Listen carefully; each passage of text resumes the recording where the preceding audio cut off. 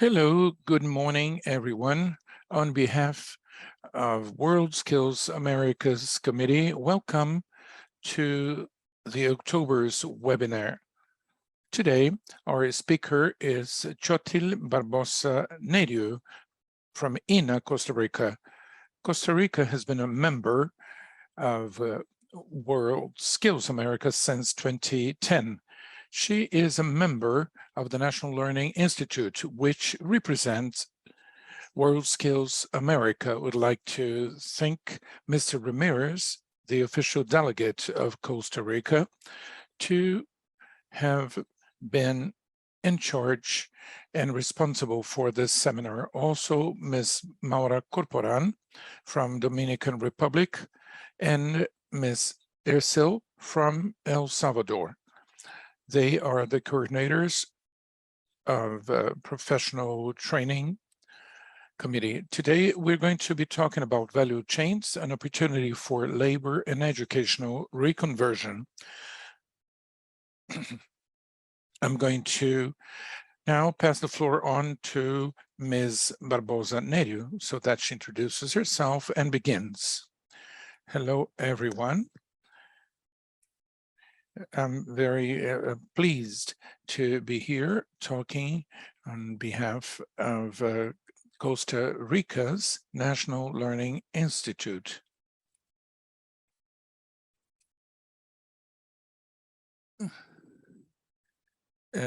So Chile, it seems that your voice has an echo. There is an echo in your voice. Gustavo is asking you to turn off one of your phones. Well, here is much better. Can you hear me? Yeah, okay, the echo is gone. Thank you. Thank you so much. Okay, now it's fine. Very good. Okay, I'm sorry, because I'm here in a room which is completely open. As I said, I have experience in learning and I have a bachelor's degree in electronic engineering, and I am passionate about projects. I'm here to share experiences and to convey a disruptive ideology in terms of labor and education. Gustavo, would you please change the slide?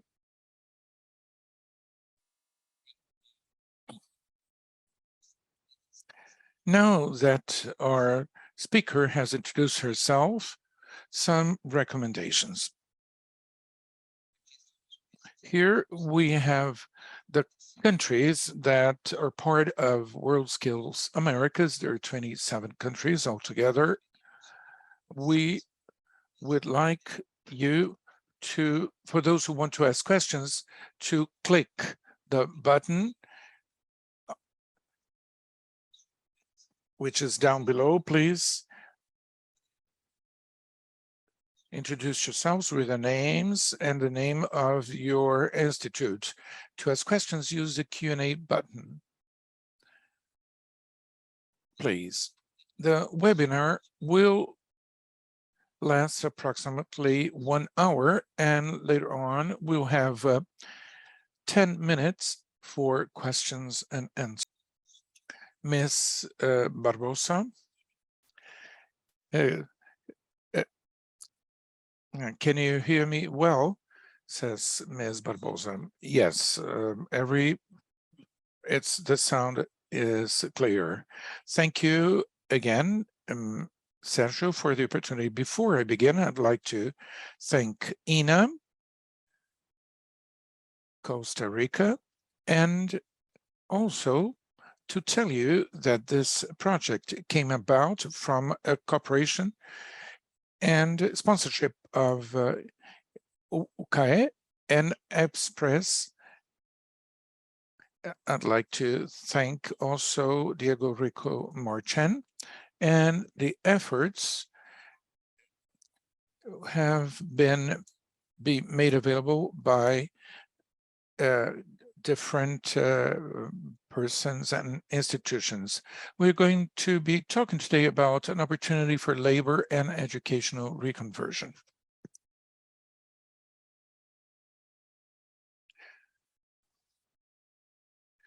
We're going to have in our agenda, first, we're going to see what is a value chain and then talk about governance. What are labor training routes and its characteristics, opportunities detected, portable skills and challenges. Next, please. Okay, first of all, I'm going to tell you a little bit about value chain. Value chain was based on supply chain. When we talk about supply chain, it's exactly what you see here in the figure below, illustration below, from raw material, and then comes from transformation, logistics, clients, and aftermarket. We have also agri-industry, which has raw material. Also, when we talk about supply chain, we think about 5 forces of Michael Porter's. Michael Porter's forces talk about suppliers. We have also complements, competitors, replacers, buyers, and sellers. When we have the so-called industrial revolutions, the supply chain is focused on having a service and product from consumers, from producers to consumers. Along the years, we have made efforts to change. In this sense, we have not only product and service, but also value, to give value to people, so that every process we do joins efforts that we make.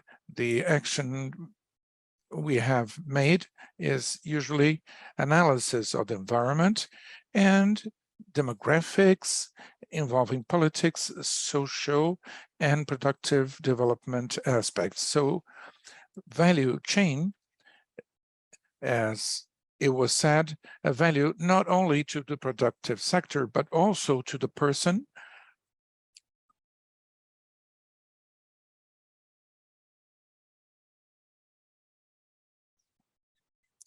when we talk about governance, we usually think that projects are dissociated with education, but not now. When we talk about a project, I talk about a project and result.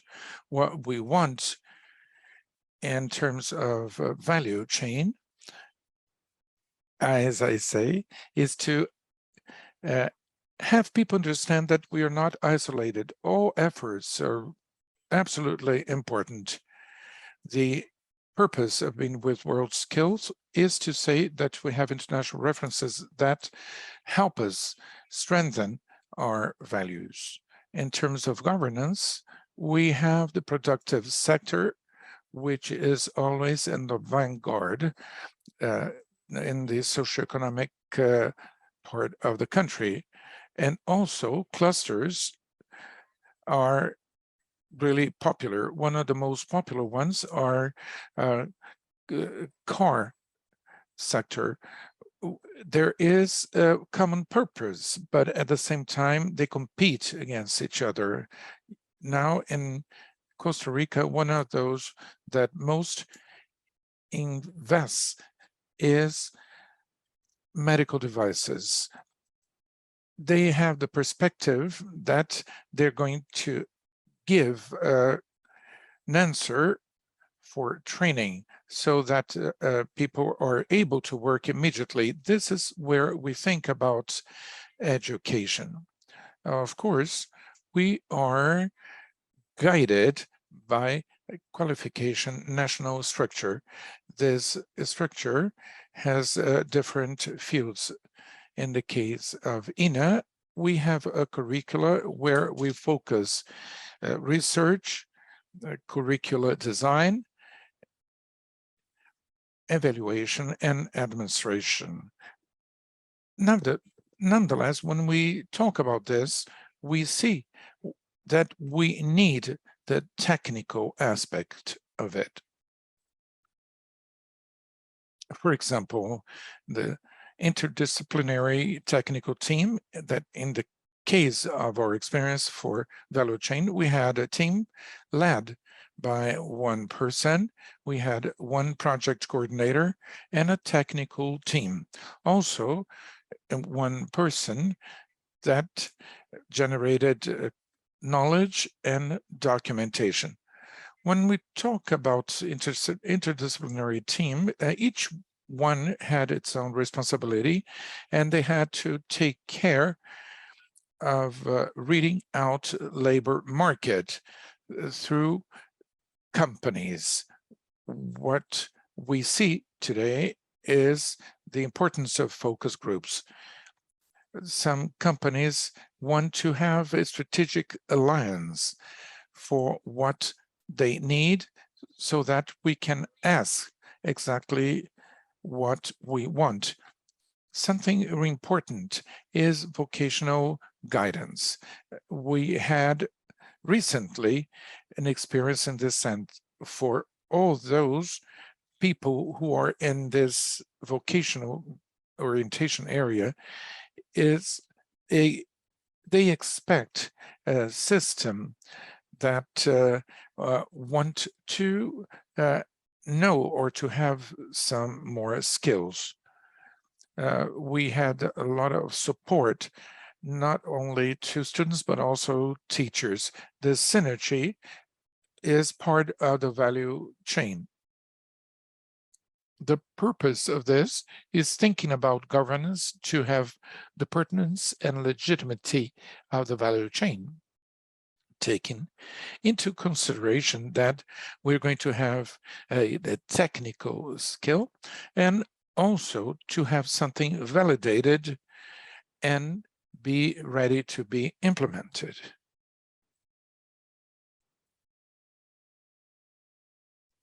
When we talk about labor and education reconversion, we have to look at the most important aspects. When we talk about value chains, we think not only on the results, but also the experiences that we've had along the process. We always think that it is very important to locate it on the National Learning Institute by having an intelligent labor reconversion where I can see the occupations and jobs to have a vertical and horizontal reading, and also including the transversal skills. When we talk about personal interests, we are thinking not only in having, but also being. And we are guided toward people, how productive people can do reskillings or of skills, how somebody from the academia can have an option to articulate so that they can evolve along its occupation. We see this because we have academics only in academia. After COVID, we have to face different aspects. With technology, we became technological migrants.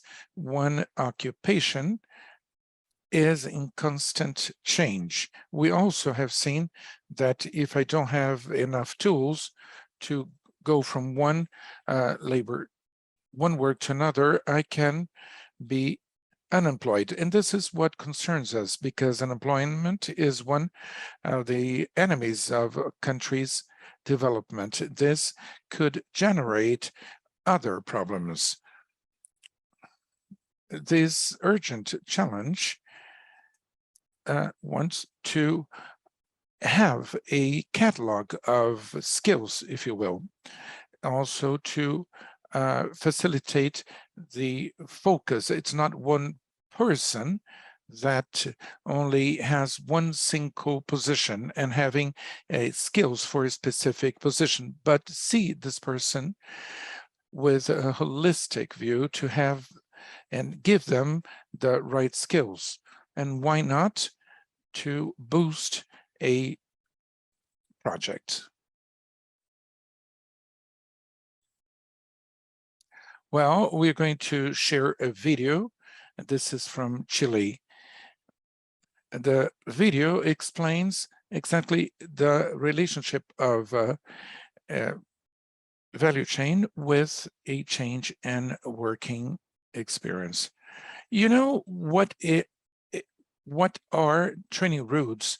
Training routes is a tool that shows the possibilities of working skills in a productive service, identifying a labor route and a training route so that all options can be taken to grow in the work. It shows the possibility of moving worker from one place to the other according to the experience and the acknowledge of those knowledges through a certificate, while the training route shows the way a worker can develop acquiring and perfecting its skills. Another relevant element is the level of qualification in which we have the labor profile. This is used to recognize skills which are distributed in different levels from 1 to 5.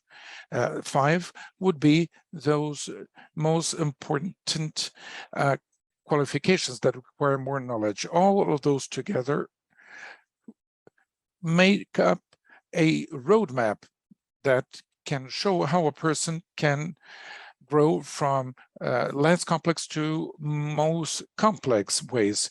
This is done through training or by acknowledging its labor experience. If you work in a supermarket, for example, you can project your labor way through this route or productive area. If you work as a person in a shop, you can go to second level to be a receptionist or loss operator. This is due to your labor skills training.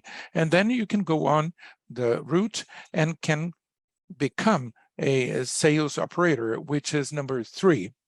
Then you can go advancing to get to the level number 5, which is administration.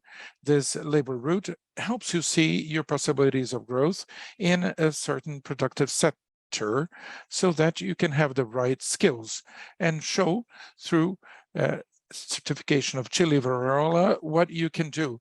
We ask you to access this website below to get to know more. Chile Valora, which is the system of labor certificates. Thank you, Gustavo. Well, I'm going to go speak a little slower so that the translation can convey every single word of what I'm saying. Well, here we have links to the occupational route TICs. We have this is something that we are looking for the training structure. We have a value chain route, which has to do with this training route. And this is what we do. We do a right reading of the labor market. What is the labor market requiring for me so that me as academic can offer something that is valuable for students? When we talk about skills, they should be located on this occupational route. we have the whole process of value chain. We have different stages. As I said, we need to have a horizontal and vertical vision. A vertical integrating training skills, which evolve from one qualification level, which is 1, to going up. In the case of entry level and senior, in horizontal way, there should be a correlation of stages so that I identify the right skills. In the case of TIC's value chain, we did a collaborative work together with a group of people with a lot of passion, just like agri-industry and tourism. And the example of TICs, they are stakeholders of the project, and the stages of TIC's labor route have generated 5 points: networks, terminals, services, applications, and content generation. In the case of our institution, we focus on electric industry, commerce and services, and also graphic industry. When we did these stages, we associated with companies that were part of industry chambers and other chambers. It is important to realize that all stages of this value chain are important, from the smaller to the biggest, because all of them add value. Next one, please.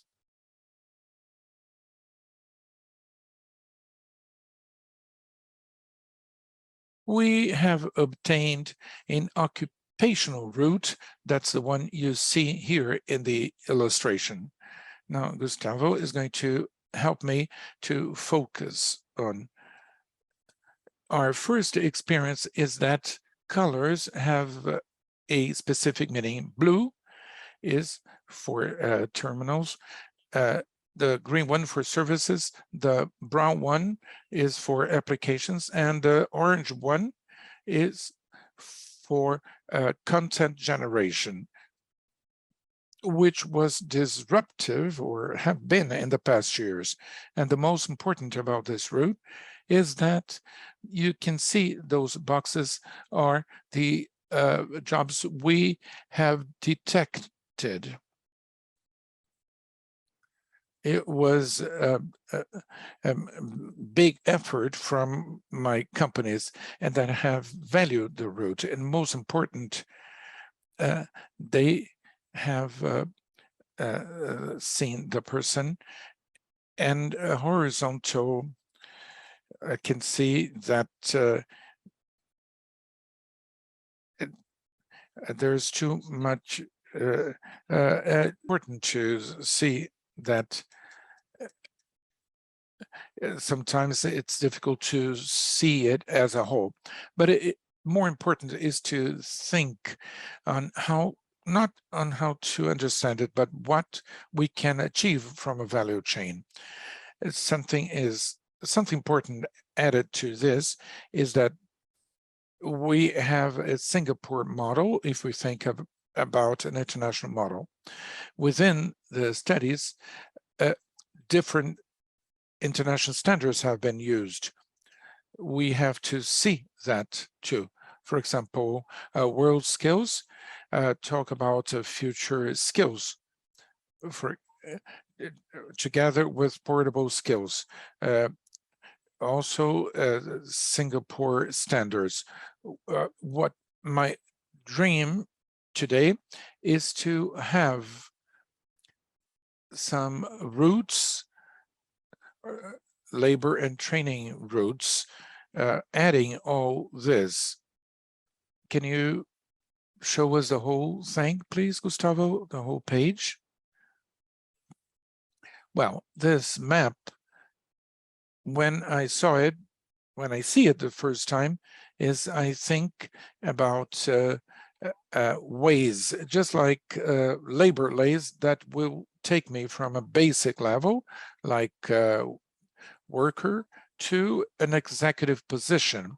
How can I articulate in terms of training and vocational level up to a higher education? How can I use the certification to help me go from the basic to the higher level, like Industry 4.0, like artificial intelligence, cloud computing, etc. And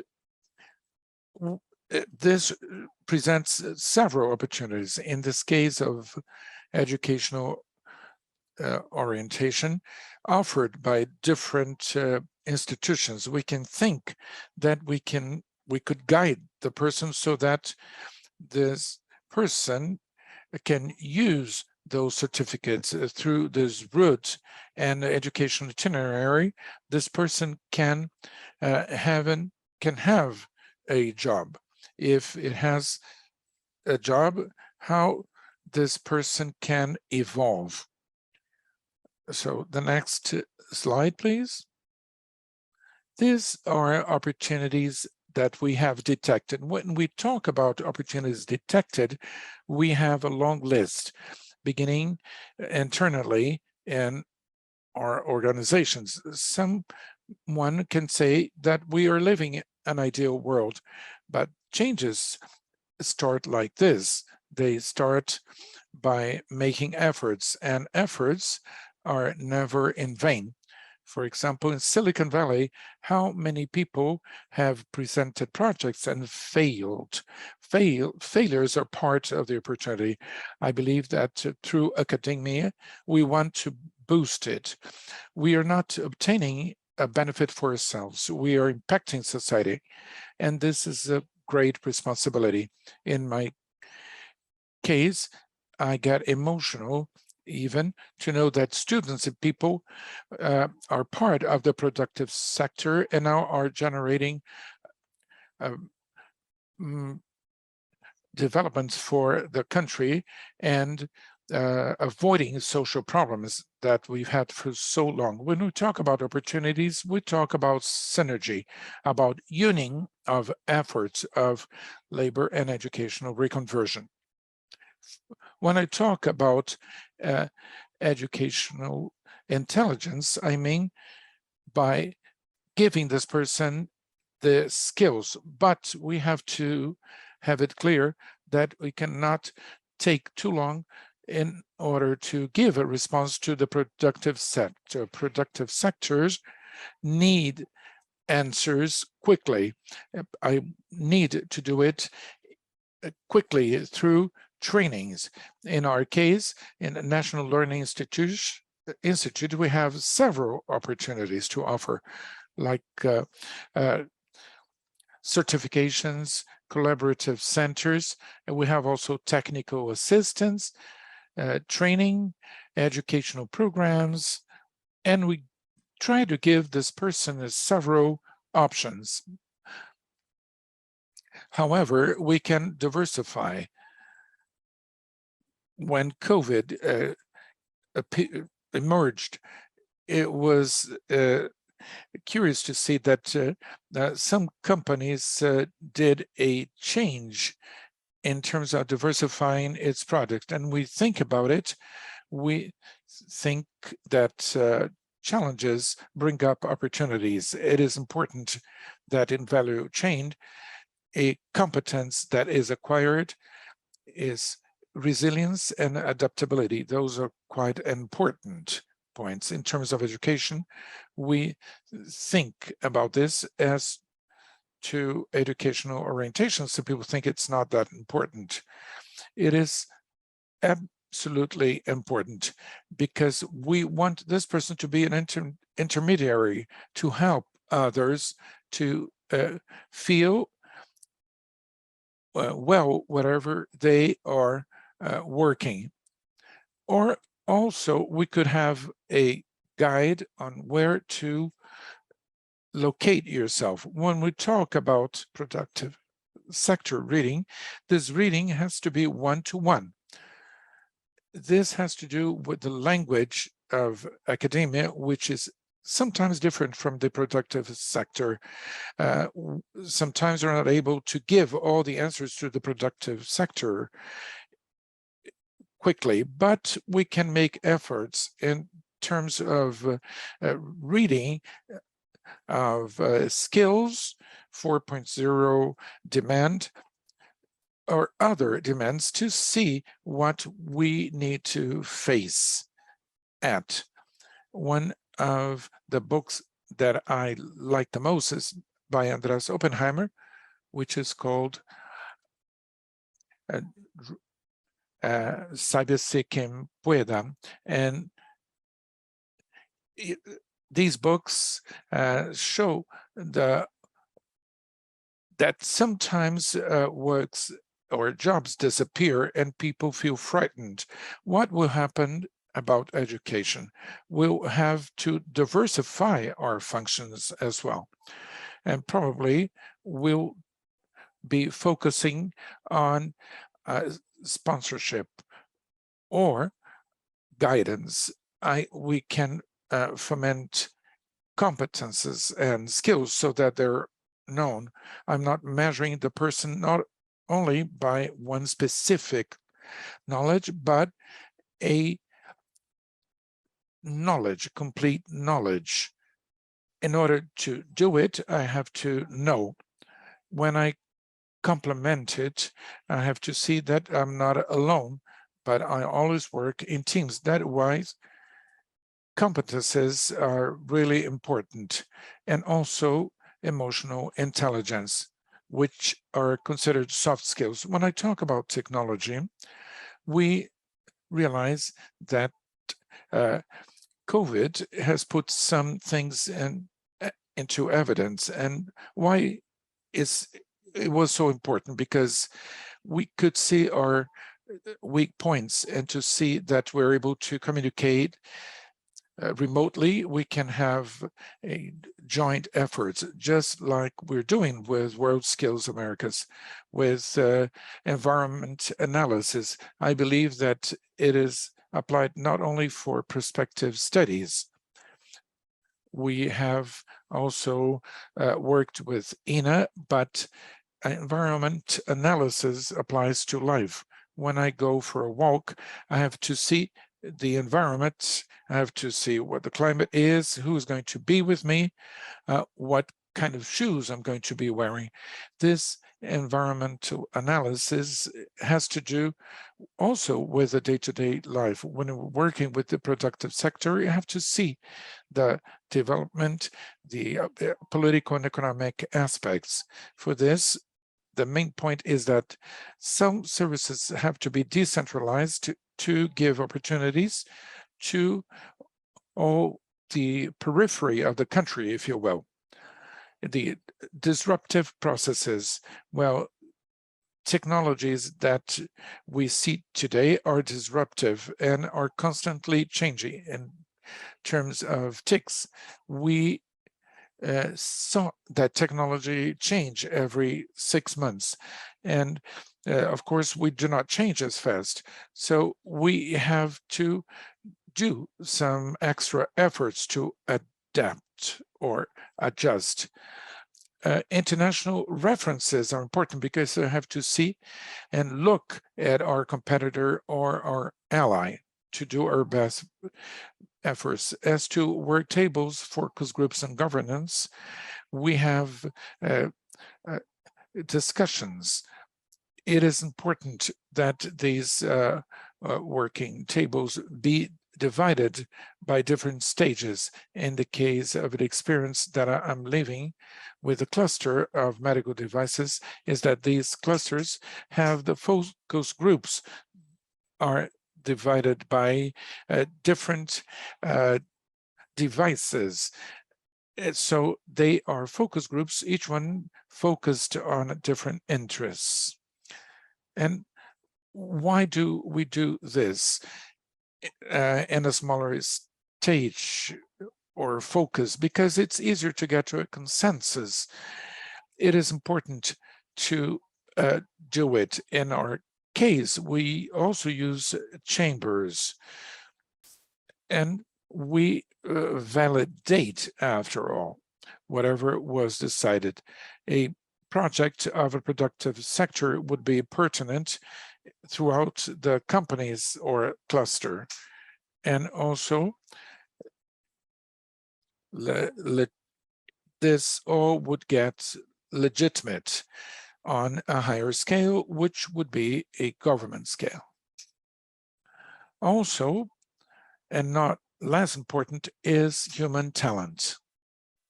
When we are training people, we give them a background of competences, and we try to make these people better and better. We try to offer their human talent. Well, I do it by seeing the opportunities I have today, how people are guided, and how they can be more competent, and how companies have internal reconversion plan, because it is important to have the ability and capacity for new changes.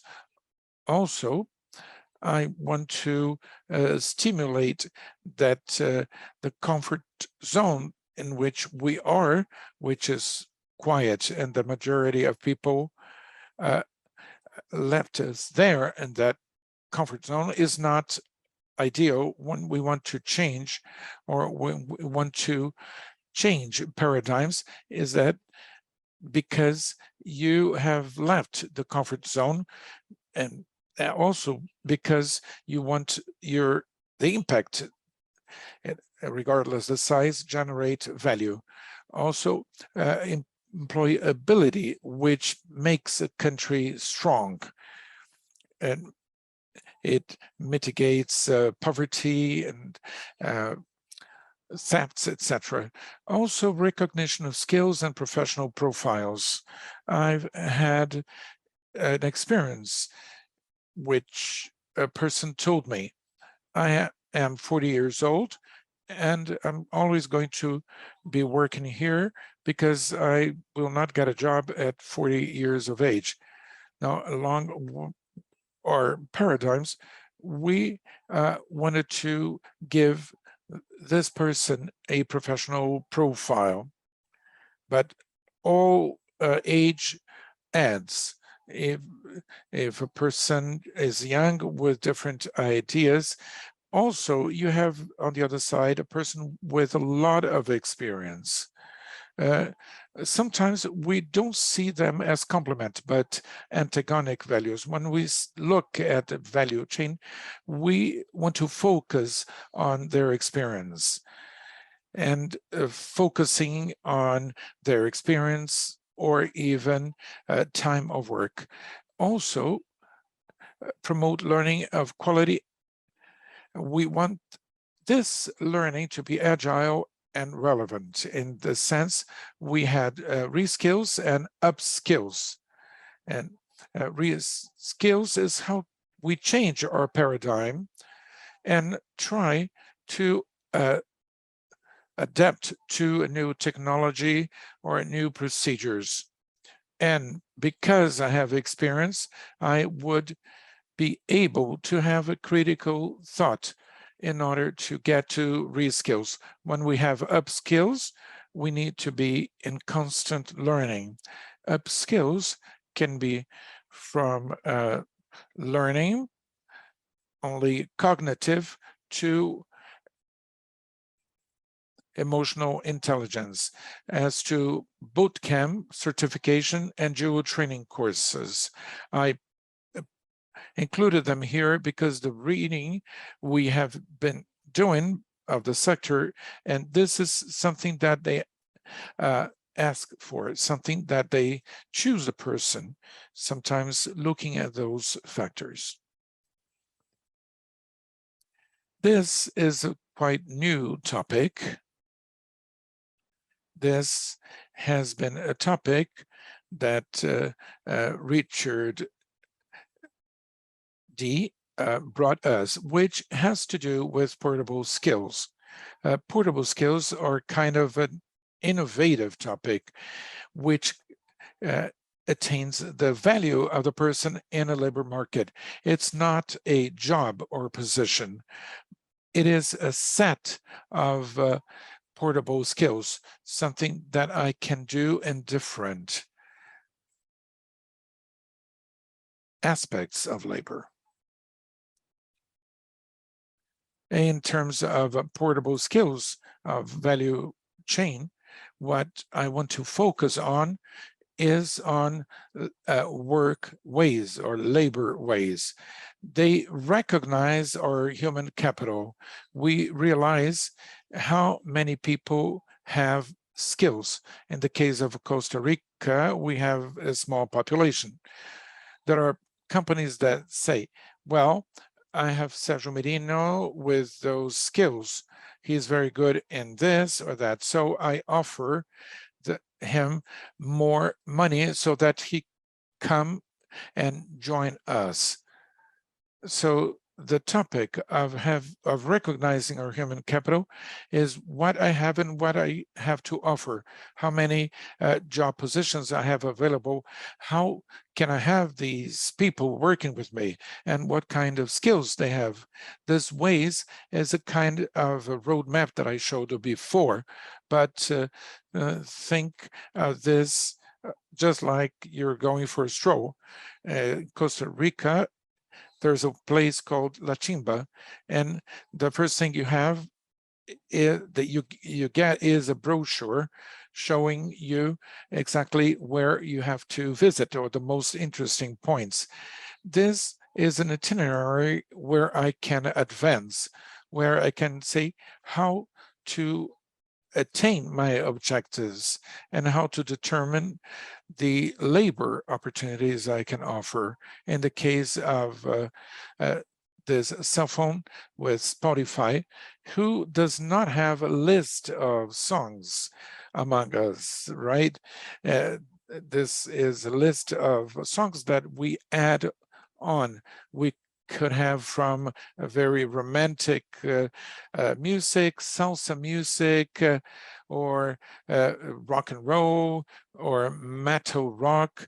I like Pink Floyd for me, and also romantic. So where do I want to get to? What I want to get to with this analogy is that when I go in the stroll, I need to have a map so that I won't get lost. I need to have a backpack, which I would have my portable skills, things that I learned in my labor and day-to-day life, also in education, academia. These is the added value of the person that I'm carrying. The list of Spotify or any list are different skills that you carry in your backpack that you can use in any kind of labor or educational context. Next one, please.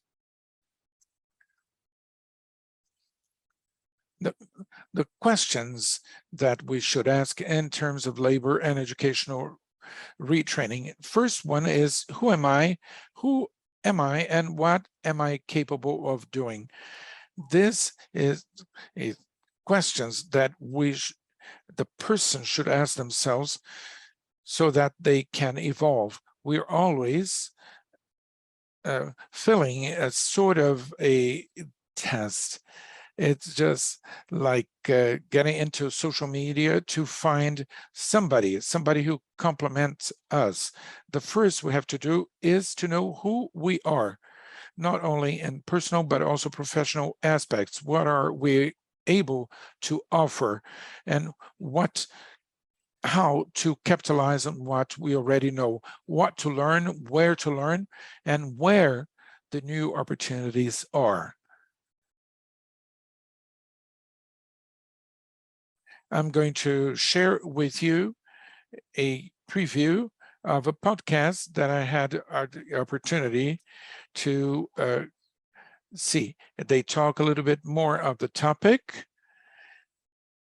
We are almost getting to the end of my presentation in order for you to see how important it is. Gustavo, would you please?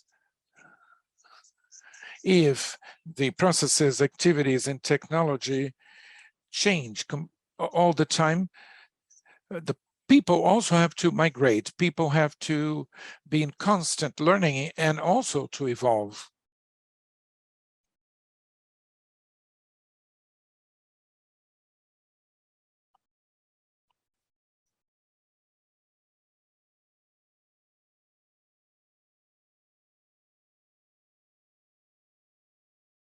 Next one, please. From everything we have talked about this morning, let's focus on challenges. First, we have to change the occupation paradigm to build an inventory of skills, a catalog of skills. We are constantly joining efforts. It is always important to think about digital, horizontal, and transversal aspects. Digital labor market intelligence.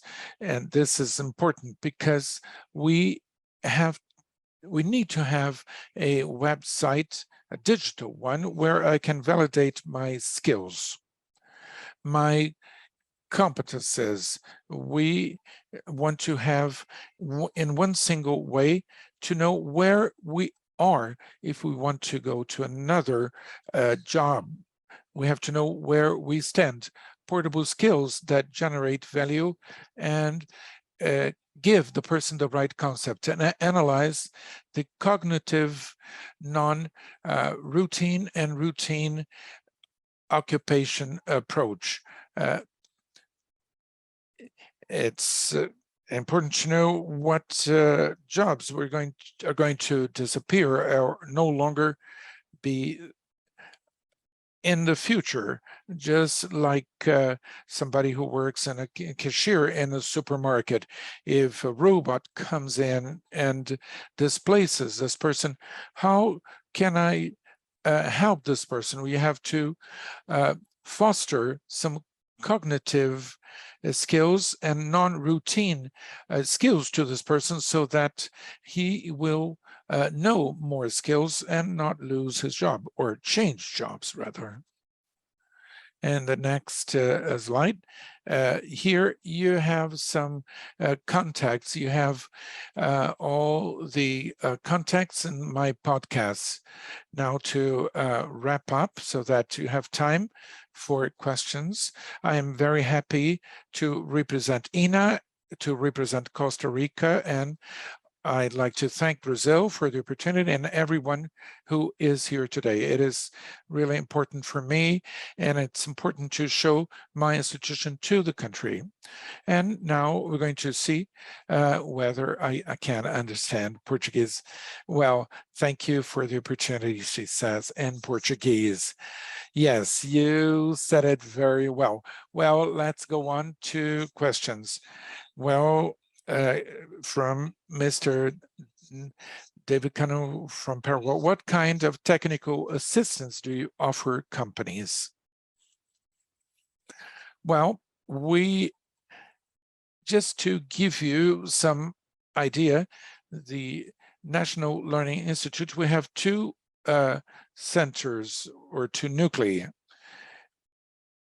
For example, commerce and service, agriculture industry, food industry, mechanical sectors. We have 9 regional sectors that are distributed throughout the country. If a company is one specific area, they can ask something to the sector. The sector, through a process, offers a technical expert so that he evaluates this asking, and this is all done in the field. I had experience. I don't know if you know Los Pinos or Abicola, which is the school that helps Coca-Cola in there. They go to the field and convey knowledge. Most of the knowledge we offer are in terms of procedures. They have focus, cognitive knowledge, doing and being, and coexist. Well, okay, a question from Maria Auxiliadora from Costa Rica. I'd like to know how much have been used to integrate these productive sectors? How long did it take to integrate them? Well, from August 2020, that's when we started. We are in a transition process right now. Because we have a clear purpose, we should have an immediate result. Sometimes results are not so quick. Sometimes they are not tangible, they are intangible. And if you give an intangible result, we are gaining experience. We are sharing our experience and sharing and how to reconvert. We have to reconvert them laborally and also in terms of training so that we can do the reconversion. Well, now a question from Wirmi Mora from Dominican Republic. He asks that you for some portable skill examples. Okay, let me see some examples. One portable skill can be that along your trajectory, your working path, you have focused on planning. For example, in my case, I have a couple of projects, but in terms of planning and logistics, I didn't learn in academia. A portable skill is by using an experience to reinforce skills for anything we do, whether it's a project or your day-to-day life. And the planning can be put into practice in any labor context. You can put into practice logistics, how to coordinate an event, a debate, or a work group in order to achieve a result. So these would be two examples. These are portable skill. Resilience is also a portable skill. This is something that we build along the experiences we have had. And so these all would be portable skills. Very good. Ito Ibarra from El Salvador. In the labor training route, both in the stations or the sequence are defined in the organizations according to their own criteria, or are there standards? In the example of TICs, is there a possibility of chains as the first point, just like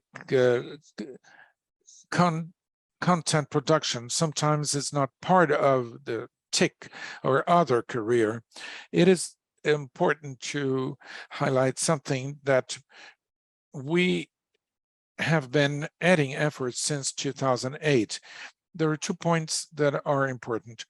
One part is this landmark, and the other is a stage.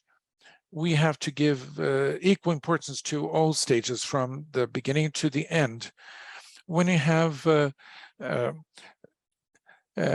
generation of content and networks, we are focusing on the TICS structure. It's something very elemental. We had experience with a computer in terms of a physical network. When we talk about terminals, this is where I want to get the users. When we talk about services, I'm talking here about the cloud, for example, or a methodology. When we talk about applications, I'm talking here about programming. And when I talk about content generation, I'm thinking about web design. I'm also talking about metaverse, for example, something which is very popular today, which has to do with is a very important work we've been doing with our team. It is important to talk about this. When we talked about these milestones or landmarks, we did a timetable of activities. And we have to work on them because the stages are the motor gearings. They all have the same value. In terms of the milestones, what are we going to do first? First, we're going to do research, also market evaluation, focus group, or working discussions, both internal and external. It is important because they are part of the 5 stages. This is where you begin to have a dialogue to see what is the most important aspect. Then we have a state-of-the-art study, which is the concepts of the project, and then we go on to governance, technical team, focus groups, and consulting committee. And then we go to the next stage, which is occupational route. To do this, do the reading, and then after we do a functional analysis. Then we go to the national certification. We need a standard. Is it important? Of course, if it is important, go ahead. So this is the design behind it. Very good, thank you.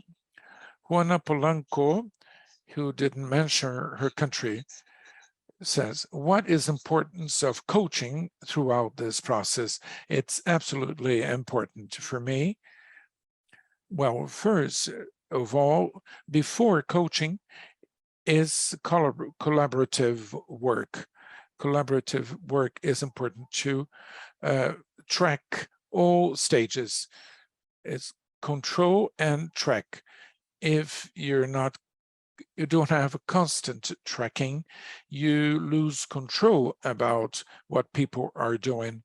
And it is also important that something that I mentioned in the beginning, the importance of a coaching is not seeing products and service not having in having, but being, in terms of adding to being. This is the value.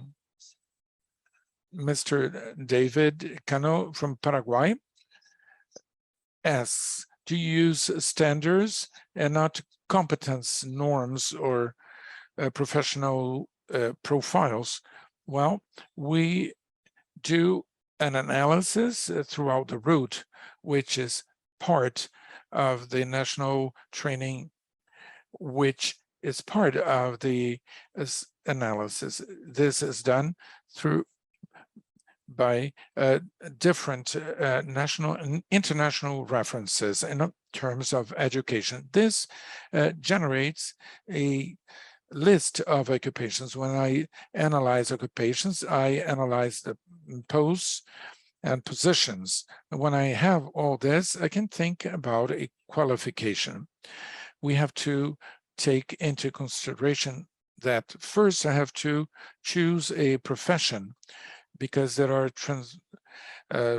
transversal skills like English language. Other areas have maintenance. So this is how it is done. Well, we have no more questions, but I would like to make a comment in a chat. Mr. Carlos from El Salvador comments, this was an excellent presentation. Ejica Carlos Suasuno from Honduras, from Mexico, Esenia. They also highlight the excellent presentation. We thank everyone, Mara Corporal from our professional training committee. So, Xochitl, thank you so much for sharing the work that has been developed by INA. We'd like to ask you permission to share your presentation for everyone who present here in this webinar. Thank you all for joining us here. I hope you have enjoyed our session. This is a disruptive topic, as Xochitl has mentioned. Thank you, Ms. Maura Corporan from Dominican Republic and Ms. Escolar from El Salvador. They are part of World Skills America Professional Training course, where the webinar is located. We have published articles in our webpage. When you receive the presentation, Gustavo will be sending you our link so that you get to know our Facebook and our webpage. I'd like to thank our interpreter, Mr. Mauricio Nogueira, and we also are present in our Facebook and our webpage. Well, I'll see you in our next webinar end of November related to technical professional education. Thank you so much, everyone. Well, thank you so much. It was a pleasure being with you and to share my knowledge. Thank you very much for your participation.